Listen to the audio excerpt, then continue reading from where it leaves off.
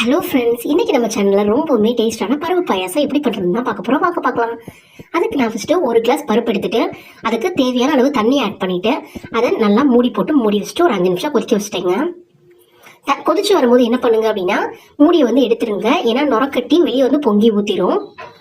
பருப்பு நல்லா வெந்துக்கட்டும். நல்லா குழையாக வெந்தாதான் என்ன அப்படின்னா அந்த பருப்பு வந்து நம்ம அந்த பாயச கன்சிஸ்டன்சிக்கு நமக்கு வந்து கிடைக்கும். பார்த்தீங்களா, பருப்பு நல்லா வெந்து வந்துருச்சு. வெந்து வந்ததுக்கப்புறம் நான் வெல்லம் வந்து உடச்சி வச்சுருந்தேன். அந்த வெல்லத்தை வந்து ஆட் பண்ணிக்கிட்டேன். சுகருமே நீங்கள் தேவையான அளவு பார்த்து ஆட் பண்ணிக்கோங்க.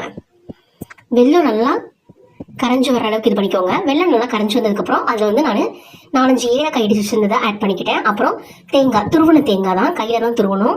அந்த தேங்காவையும் ஆட் பண்ணிக்கிட்டேன். எல்லாமே ஆட் பண்ணி மிக்ஸ் பண்ணி விட்டுட்டா ரொம்பவுமே டேஸ்டான பருப்பு பாயாசம் ரெடி. உங்களுக்கும் இந்த வீடியோ பிடிச்சிருந்தது அப்படின்னா மறக்காம என்னோட சேனலை சப்ஸ்கிரைப் பண்ணிக்கோங்க.